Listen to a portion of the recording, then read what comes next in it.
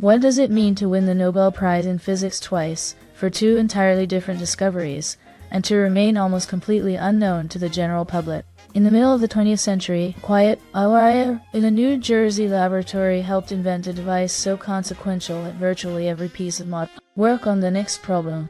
Tonight, I am here with Rowan Hartsteele. Good evening, Clara. John Bardeen is perhaps the clearest example in modern science of a figure whose impact on daily life is total, and whose name is almost never spoken outside of physics departments and engineering schools. Tonight, we turn to a physicist whose work restructured the material basis of modern civilization, and whose career challenges every assumption we hold about what scientific genius looks like. The question is not simply what Bardeen invented, but what his story reveals about how the most consequential scientific breakthroughs of the 20th century actually happened, and why the institutions that produce them matter as much as the individuals within them. The transistor, invented at Bell Laboratories in 1947, replaced the vacuum tube as the basic switching and amplification device in electronic circuits. It was smaller, faster, more reliable, consumed less power, and could be manufactured at scale. Without it, the computer, the mobile telephone, the internet, and virtually every electronic device of the modern era would not exist in any recognizable form. We are speaking about John Bardeen, co-inventor of the transistor and co-developer of the theory of superconductivity, the only person to have won the Nobel Prize in Physics twice. He was not the most famous member of the team that built the transistor. He was not the most publicly visible physicist of his era. But the depth and range of his contributions to physics and engineering have no parallel in the 20th century. Then let us begin with the formation that prepared Bardeen for the work he would do. John Bardeen was born in 1908 in Madison, Wisconsin. His father was the founding dean of the University of Wisconsin Medical School, and the intellectual environment of his childhood was serious and demanding.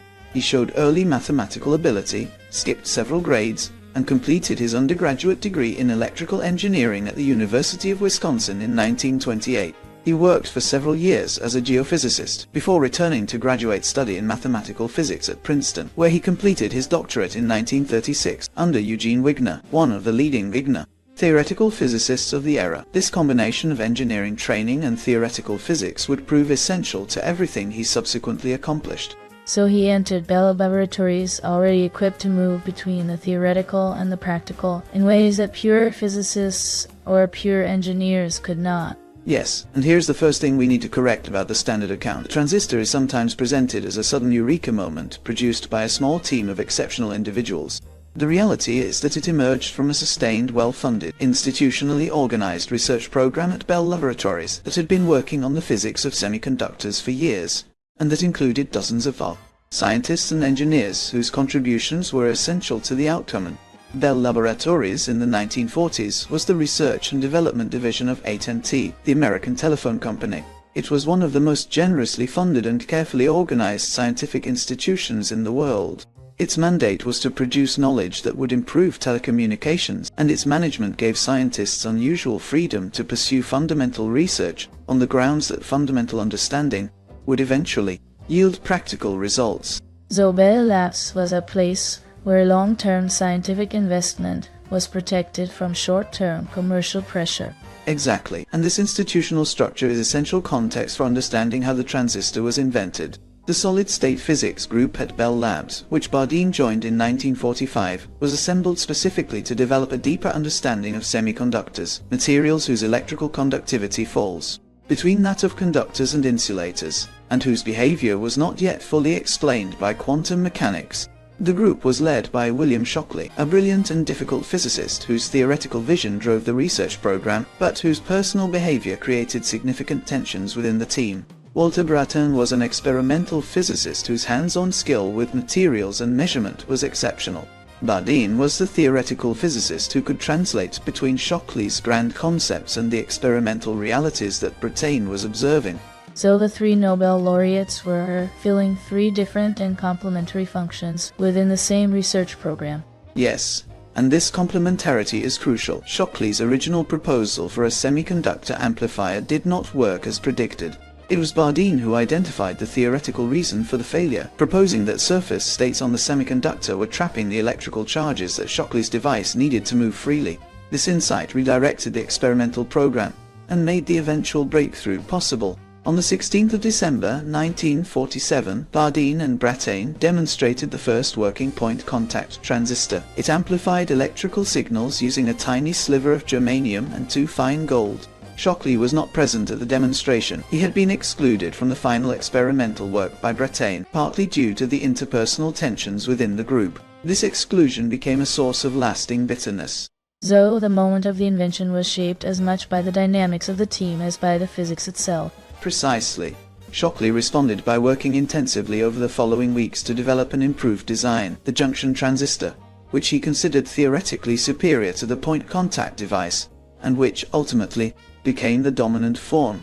All 3 men received the Nobel Prize in Physics in 1956 for the transistor, but the credit distribution within the group was a source of conflict that eventually drove Bardeen to leave Bell Labs. Bardeen joined the University of Illinois at Urbana-Champaign in 1951, where he spent the rest of his career.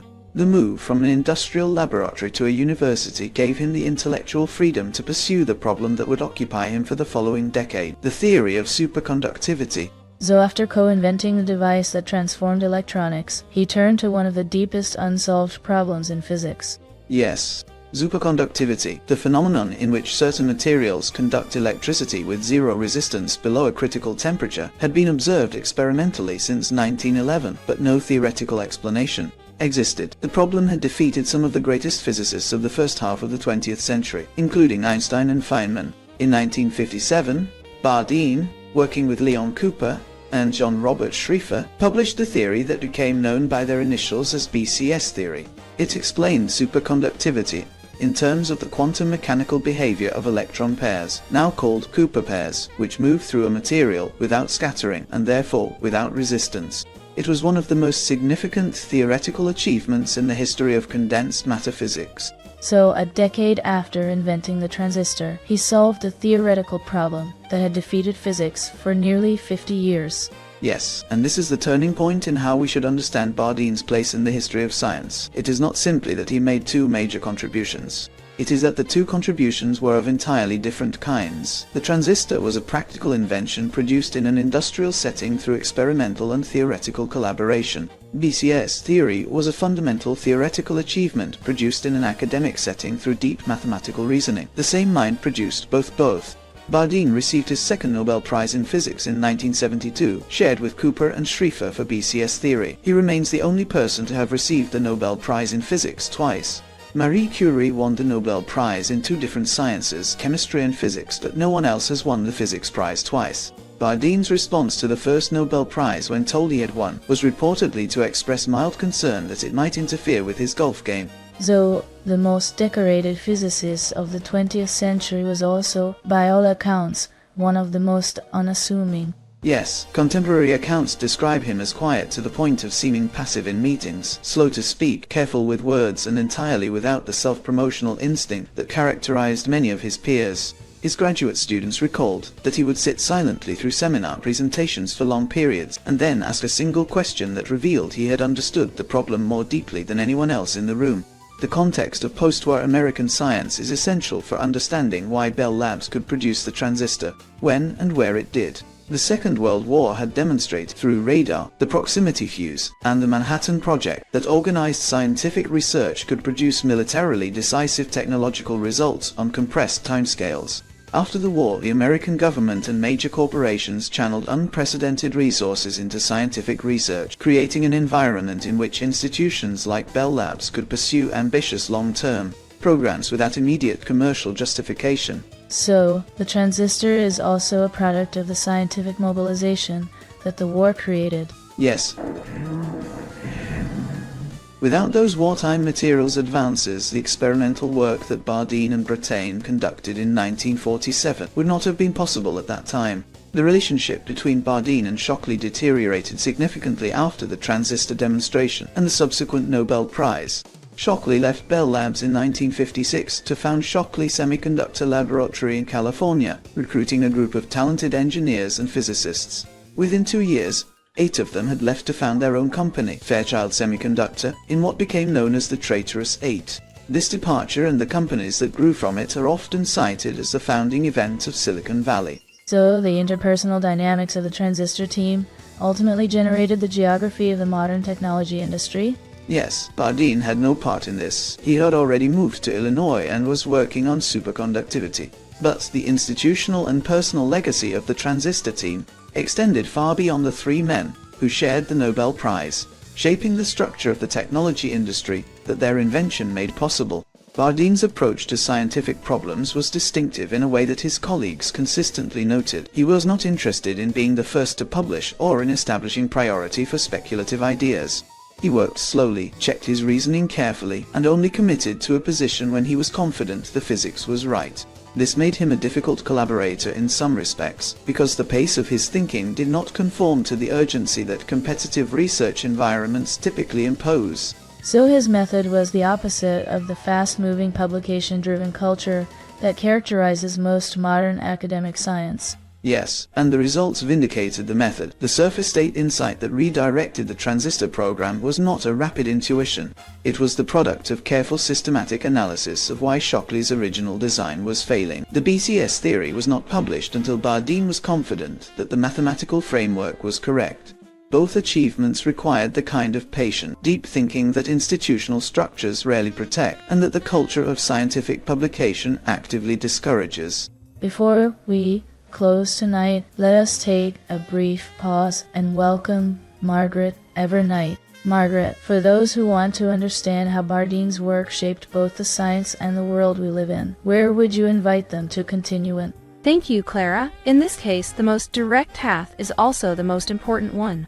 I would suggest beginning with True Genius, The Life and Science of John Bardeen by Lillian Hoddeson and Vicky Deitch. So, this is a biography that treats the science seriously rather than reducing it to narrative decoration. Hoddeson and Deitch provide a detailed account of Bardeen's life and scientific work, examining his role in the invention of the transistor and his contributions to superconductivity. The book situates his achievements within the collaborative environment of Bell Labs and the evolving landscape of 20th century physics and engineering, offering a picture of how organized scientific institutions shaped the possibilities available to individual researchers.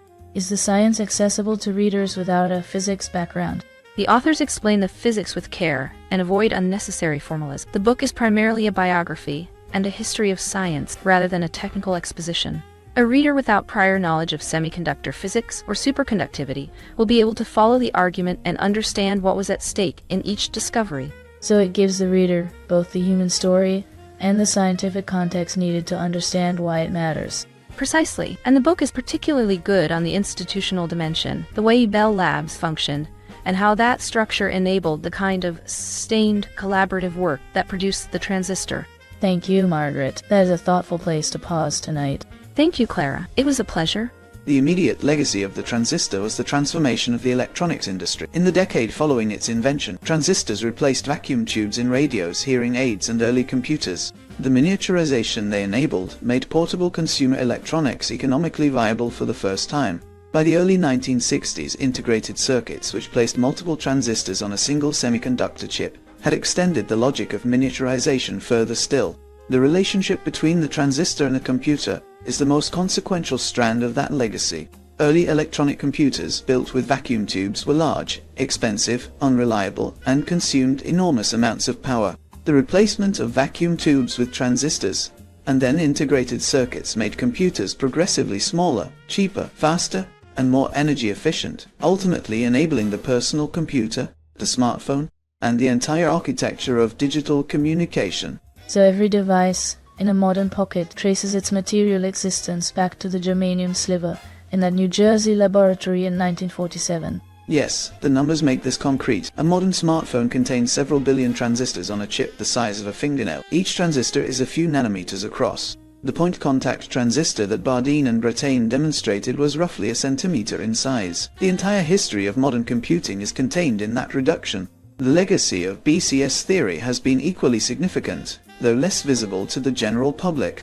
It provided the theoretical foundation for understanding superconducting materials and has guided the development of superconducting technologies including MRI scanners, particle accelerator magnets, and experimental quantum computers. The theory also stimulated decades of further research into the behavior of electrons in materials, contributing to the broader field of condensed matter physics. Zovici's theory is inside the machines that scan human bodies for disease and the machines that probe the fundamental structure of matter. Exactly, and this breadth of application reflects the depth of the theoretical achievement. A good physical theory does not only explain the phenomenon it was designed to explain, it opens new questions, suggests new experiments, and enables new technologies that its authors could not have anticipated. BCS theory has been doing this for nearly 70 years. The broader lesson of Bardeen's career is about the relationship between institutional structure and individual achievement. Bell Labs provided Bardeen with resources, colleagues, and a culture of serious scientific inquiry that no individual working alone could have replicated. The transistor required Brataine's experimental skill and Shockley's theoretical ambition, as well as Bardeen's analytical insight. Removing any element of that collaboration changes the outcome and So Bardeen is simultaneously an argument for individual genius and argument against the myth of the lone inventor. Precisely. His genius was real and singular, but it expressed itself most fully within an institutional environment designed to support and channel it. The Bell Labs model, like the Menlo Park model before it, demonstrated that the most consequential innovations of the industrial age were products of organized scientific culture, rather than solitary inspiration. The modern relevance is direct. Decisions about how to fund scientific research, how to organize laboratories, how to balance long-term fundamental inquiry against short-term commercial application, are being made today by governments, corporations, and universities in ways that will determine what the next generation of transformative technologies looks like. Bardeen's career offers a concrete example of what becomes possible when those decisions are made with sufficient patience and generosity. So the transistor is not only a technical object, it is an argument about what kind of scientific institutions a society needs to build. Yes, Bell Labs received the resources it needed because AT&T understood that the long-term health of the telephone network depended on fundamental advances in physics and materials science. That understanding was unusual then, and remains unusual now. The companies and governments that internalize a similar logic, that fundamental science is not a luxury, but an infrastructure investment, are the ones most likely to produce the next generation of transformative discoveries. Thank you for staying with us tonight. And thank you, Rowan, for guiding us through the germanium sliver, the Cooper pairs, and the quiet genius who changed the material world twice. Bardeen reminds us that the most consequential contributions to human life are often made by people who ask the right question in the right institution at the right moment, and who are modest enough to let the work speak for itself. If this conversation stayed with you, you are welcome to like, comment, and subscribe. You will find other episodes here where history, ideas, and power are approached slowly. Until next time, stay with us.